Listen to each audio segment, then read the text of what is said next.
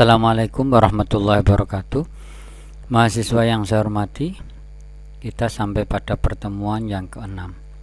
Pada pertemuan ke-6 kali ini kita akan membicarakan tentang ayat dan hadis ekonomi tentang produksi. Sebagaimana timeline pembelajaran kita, topik mata kuliah, kita sampai pada pertemuan yang ke-6 dari 16 kali pertemuan yang kita rencanakan. Pokok bahasan pada pertemuan ke-6 ini, seperti tadi saya sampaikan, kita membicarakan ayat dan hadis ekonomi tentang produksi, serta korelasinya dengan ilmu dan fenomena ekonomi kontemporer. Seperti biasa, saya tidak henti-henti memberikan capaian pembelajaran mata kuliah ayat dan hadis ekonomi, yaitu membaca, menulis, menghafal, memahami, serta menjelaskan. Menghafal sebagai bahan untuk ujian akhir semester, sedangkan memahami, menjelaskan adalah bahan untuk ujian tengah semester dan tugas mandiri. Silakan dipersiapkan untuk memenuhi komponen tagihan dalam pembelajaran mata kuliah ayat dan hadis ekonomi tersebut. Kemudian, sebelum kita membicarakan ayat dan hadis ekonomi, kita sedikit mereview atau memahami konsep awal dalam teori produksi. Sebagaimana mata kuliah lain yang saudara dapatkan di mata kuliah sebelumnya, misalnya mata kuliah ekonomi mikro, saudara belajar tentang teori produksi. Secara umum bisa diartikan produksi adalah kegiatan menghasilkan barang maupun jasa atau kegiatan menambah nilai kegunaan atau manfaat suatu barang. Jadi produksi ada dua alternatif dalam konteks memahami konsep produksi. Yang pertama adalah menghasilkan barang maupun jasa. Seperti yang pernah saya sampaikan, objek ekonomi adalah barang dan jasa.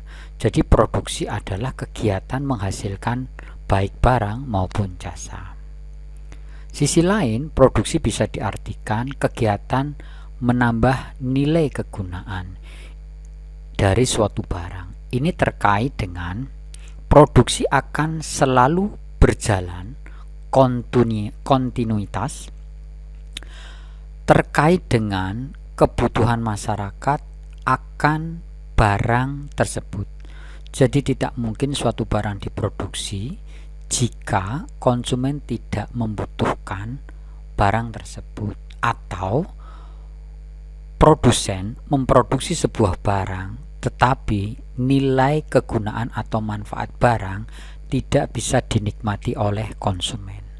Jadi kedua indikator dalam konteks produksi, yaitu menghasilkan barang dan jasa, kemudian menambah nilai kegunaan dari barang dan jasa tersebut, menjadi indikator penting dalam konteks produksi.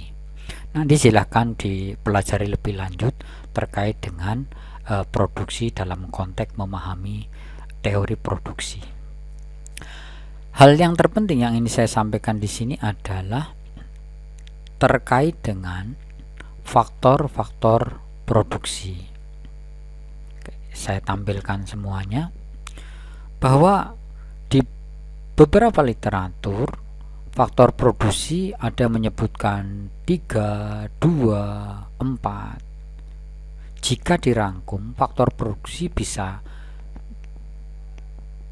dimunculkan menjadi 5 faktor.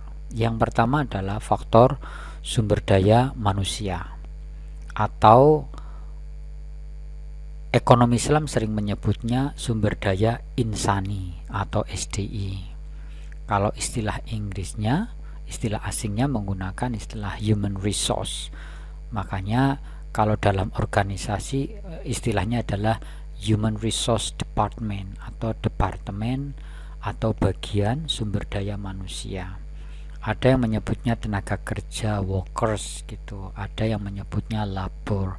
Labor misalnya istilah International Labour Organization ILO di bawah Perserikatan Bangsa-Bangsa atau PBB.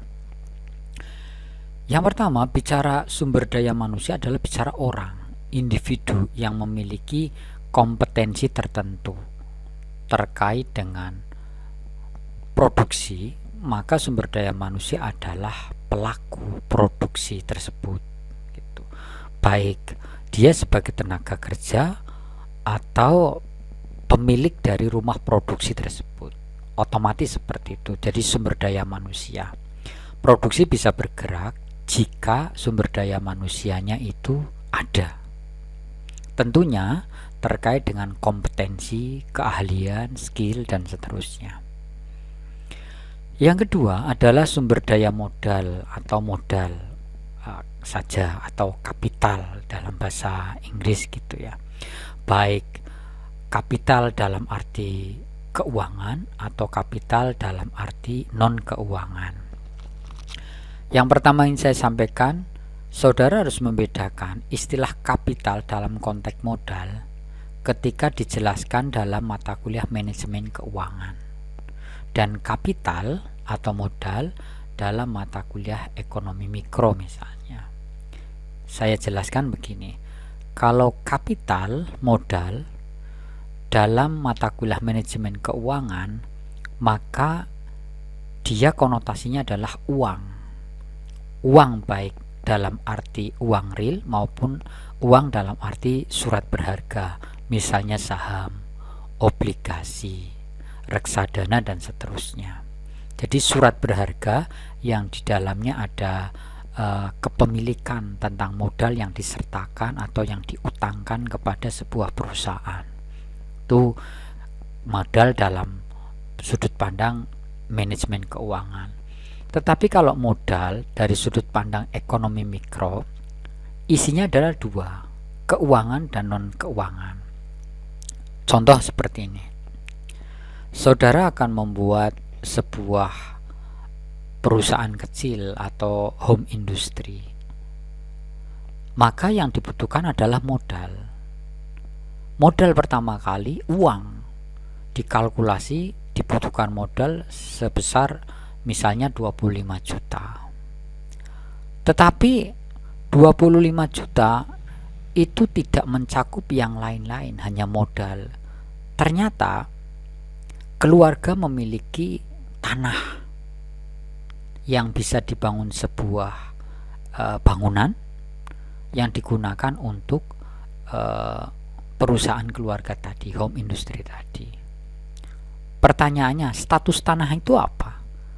Tanah bagi perusahaan home industry yang saudara bangun itu adalah modal non keuangan.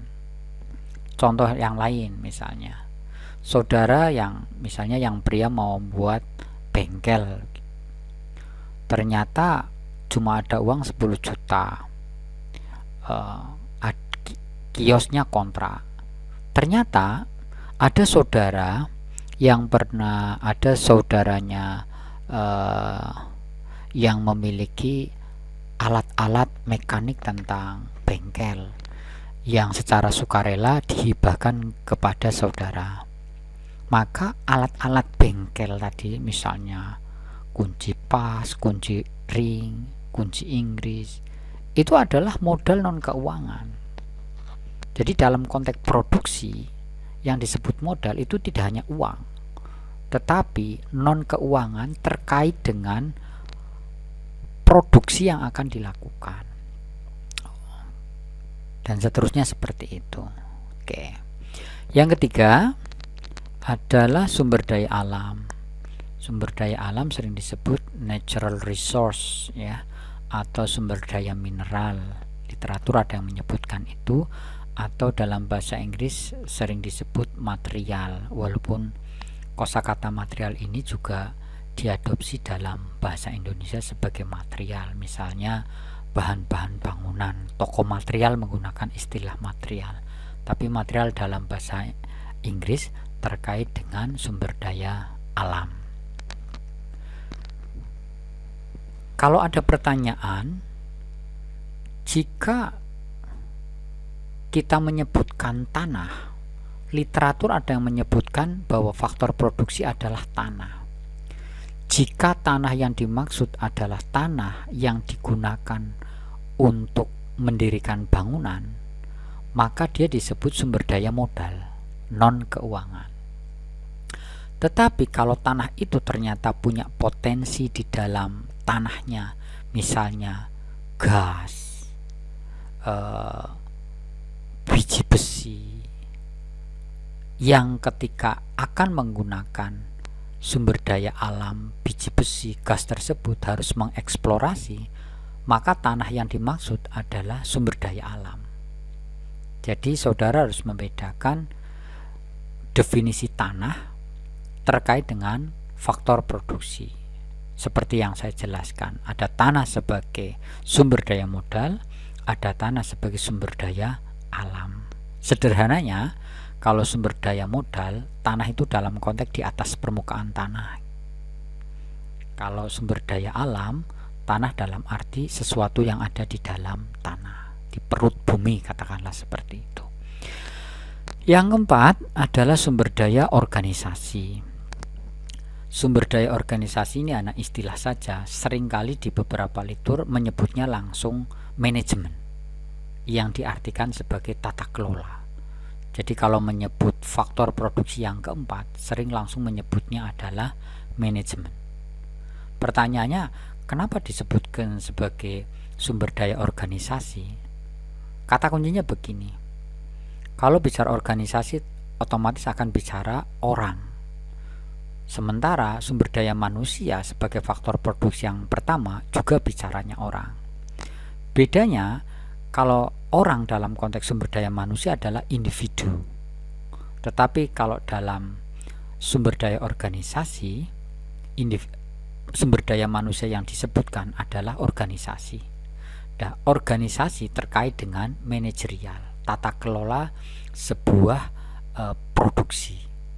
Jadi bisa dikatakan seperti contohnya, kalau sebuah perusahaan bisa dikelola dengan 10 orang, jalan, menghasilkan profit, efisien, dan seterusnya, mengapa harus dikelola sampai 25 orang? Ini yang menjawab adalah faktor produksi sumber daya organisasi. Ada istilah small beautiful gitu. Small is beautiful. Jadi organisasi kecil tetapi tata kelolanya bagus, maka organisasi itu dalam konteks produksi akan menghasilkan tingkat profitabilitas yang stabil, bahkan naik menguntungkan di tiap tahunnya gitu. Jadi bisa dibedakan seperti itu. Yang kelima adalah sumber daya teknologi, baik teknologi informasi atau teknologi yang lain. Sebetulnya munculnya faktor produksi yang kelima terkait dengan online system atau digitalisasi sistem gitu. Jadi teknologi informasi di era sekarang ini seolah-olah menjadi panglima jika mengatakan konteks teknologi. Sementara teknologi yang lain itu dikembangkan atas dasar teknologi informasi. Misalnya pertanian, supaya petani bisa memperoleh panen yang bagus sehingga kesejahteraan meningkat, maka harus didekati dengan teknologi. Maka teknologi yang masuk adalah teknologi fisik terkait dengan efisiensi penggarapan sawah. Misalnya, ternyata muncul ide traktor. Menariknya, sekarang ada orang memikirkan bagaimana traktor itu bisa berjalan sendiri. Traktor menggunakan remote control. Traktor sebagai teknologi fisik, remote control sebagai teknologi informasi. Jadi seringkali teknologi informasi itu masuk pada wilayah-wilayah teknologi yang dikembangkan di setiap sektor. Kira-kira seperti itu ya. Oke, saya ulangi. Kesimpulannya, jadi faktor produksi bisa disebutkan ada 5, yaitu sumber daya manusia, sumber daya modal, sumber daya alam, sumber daya organisasi, dan sumber daya teknologi. Saya masuk pada ayatnya. Bismillahirrahmanirrahim. Ayat ekonomi tentang produksi. Surat Al-Hadid, surat ke-57 ayat 25. Bismillahirrahmanirrahim. Laqad arsalna rusulana bil bayyinati wa anzalna ma'ahumul kitaba wal mizana liyaquman nasu bil qist wa anzalna al hadida fi ba'sun shadidu wa manafi'u lin-nas wa liya'lamallahu may yansuruhu wa rusulahu bil ghaib innallaha qawiyyun aziz. Ada kosakata yang saya beri warna merah, kata kuncinya di situ. Penjelasannya seperti ini. Allah menciptakan besi. Besi itu punya 2 sisi. Yang pertama adalah fihi ba'sun syadidun. Besi itu memiliki bahaya yang cukup dahsyat, bahaya yang cukup besar, yang kuat gitu. Tetapi di sisi lain, wa manafi'u linnas, tetapi besi itu juga memiliki manfaat yang banyak bagi manusia. Kira-kira seperti itu.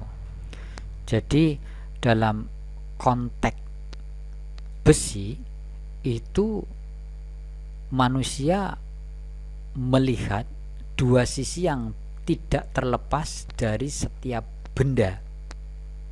Ada manfaat yang besar, ada bahaya yang cukup dahsyat. Kita lihat. Pistol itu terbuat dari besi. Jika pistol itu di tangan penjahat, maka akan berbahaya pada masyarakat sekitar. Dia akan membunuh orang, bahkan membunuh penegak hukum, merampok, membegal, dan seterusnya.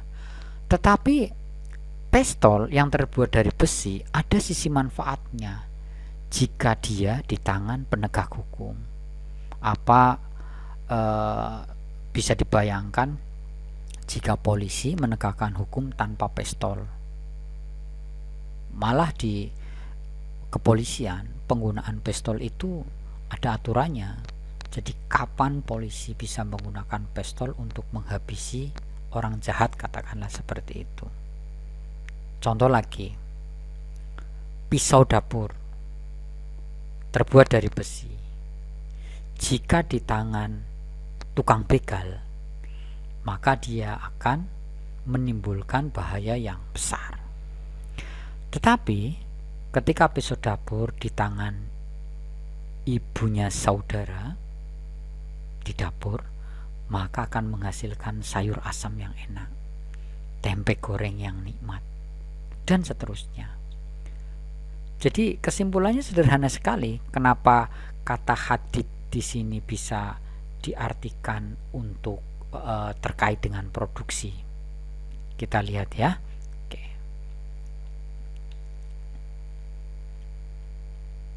Nah, jadi kata hadid itu bagian dari faktor produksi. Faktor produksi apa? Adalah faktor produksi sumber daya alam. Kok bisa kata hadid itu bisa dikaitkan dengan faktor produksi terkait dengan sumber daya alam?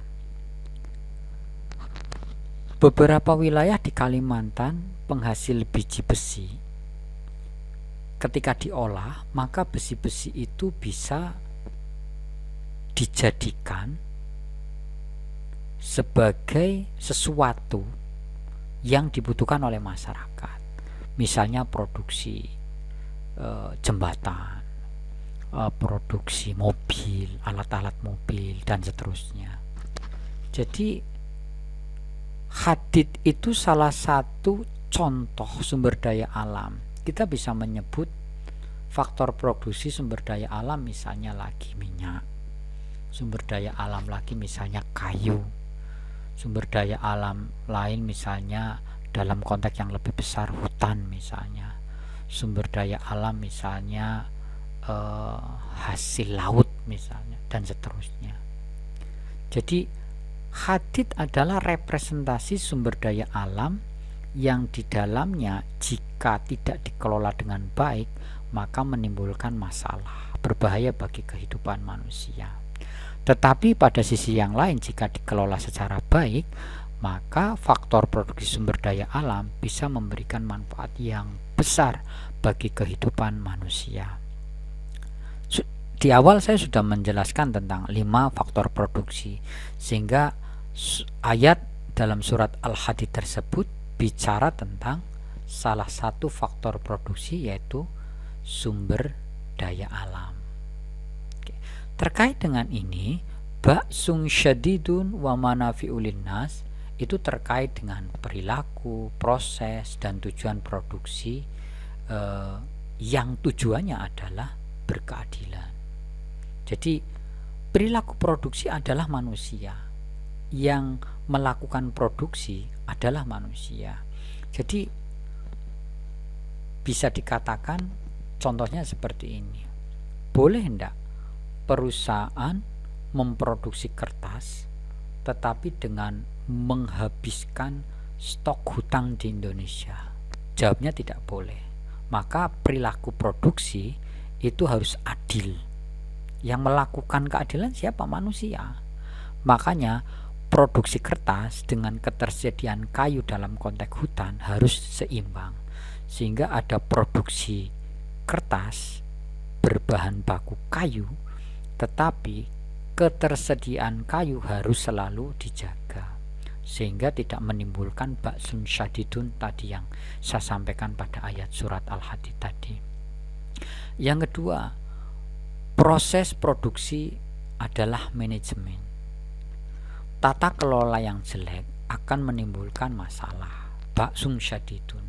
Tetapi tata kelola yang bagus akan menimbulkan manafi atau manfaat yang baik bagi manusia. Contoh di Pekalongan, proses produksi batik yang dikelola secara tidak baik dalam konteks pengelolaan air limbah, maka akan mencemari sungai, di mana sungai salah satunya dibutuhkan masyarakat dalam konteks pemenuhan kehidupan sehari-hari.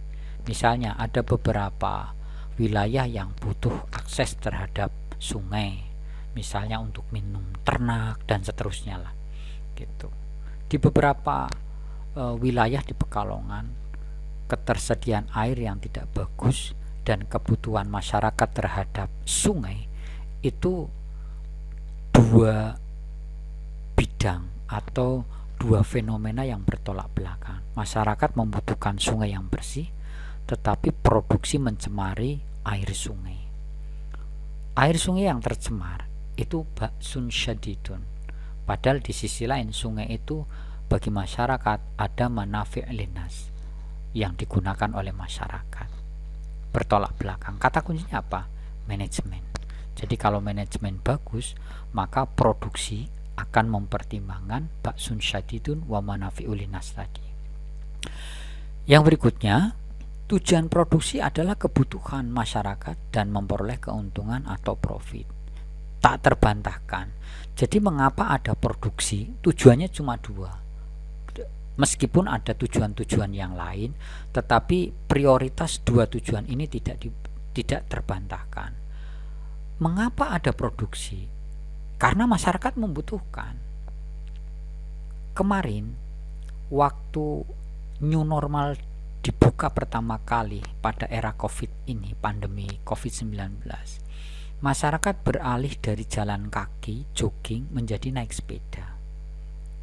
Ketersediaan poligon dan teman-temannya itu sedikit, padahal masyarakat butuh, sehingga poligon memproduksi lagi. Sampai berita tentang poligon saya baca cukup intens. Harga menjadi gila-gilaan, naik karena permintaan banyak. Kira-kira seperti itu, kebutuhan. Jadi kenapa ada produksi? Karena manusia membutuhkan.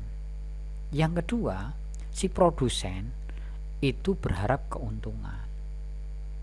Karena untuk kontinuitas produksi yang berkesinambungan membutuhkan keuntungan. Jadi yang ditangkap oleh produsen adalah kebutuhan masyarakat dan dirinya produsen supaya memperoleh keuntungan. Kira-kira itu ya, mudah-mudahan bisa dipahami. Berikutnya kita ke hadis produksi.